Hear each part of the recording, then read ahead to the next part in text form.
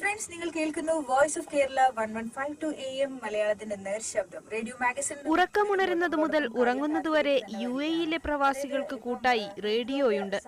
മറ്റു ഗൾഫ് രാജ്യങ്ങൾ വരെ എത്തുന്ന 4 AM നിലയങ്ങളും UAE-യിലുണ്ട്. കേരളത്തെക്കാൾ FM റേഡിയോ പ്രചാരം നേടിയത് ഗൾഫ് നഗരങ്ങളിലാണ്. വാർത്താ പ്രക്ഷേപത്തിന് വിലക്കില്ല. അതിനാൽ സ്വകാര്യ FM നിലയങ്ങളിൽ വാർത്താ വിഭാഗവും സജീവം. വാഹനത്തിലിരുന്ന് നഗരത്തിരക്കിന്റെ ഭാഗമാകുന്ന പതിനായിരങ്ങളാണ് റേഡിയോയുടെ മുഖ്യ ശ്രോതാക്കൾ. മലയാളികളെ ലക്ഷ്യമിടുന്ന പരസ്യങ്ങൾ തന്നെ പ്രധാന വരുമാനം. മലയാളികളുടെ പോപ്പുലേഷൻ ഉണ്ട്, പിന്നെ അത്രയധികം അഡ്വർടൈസേഴ്സ് ഇവിടെ ഉണ്ട് എന്നുള്ളത് കൊണ്ടാണ് എല്ലാവർക്കും ഇതുപോലെ സർവൈവ് ചെയ്ത് പോകാൻ പറ്റുന്നത്.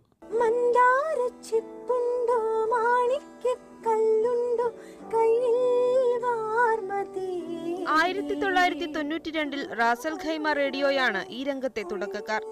നാട്ടിലെ FM നിലയങ്ങൾ കൂടി ഗൾഫിലേക്ക് ചേക്കേറിയതോടെ മത്സരം മുറുകി. നൂറുകണക്കിന് ആളുകളാണ് റേഡിയോ നിലയങ്ങളിൽ ജോലി ചെയ്യുന്നത്.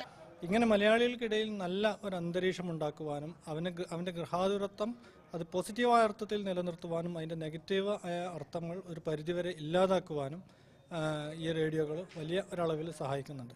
ഗൾഫ് വിപണിയുടെ നട്ടെല്ലായി മലയാളി പ്രവാസികളും നിക്ഷേപകരുമുള്ളപ്പോൾ മലയാളം റേഡിയോ നിലയങ്ങൾക്കായി ഇനിയും കാതോർക്കാം.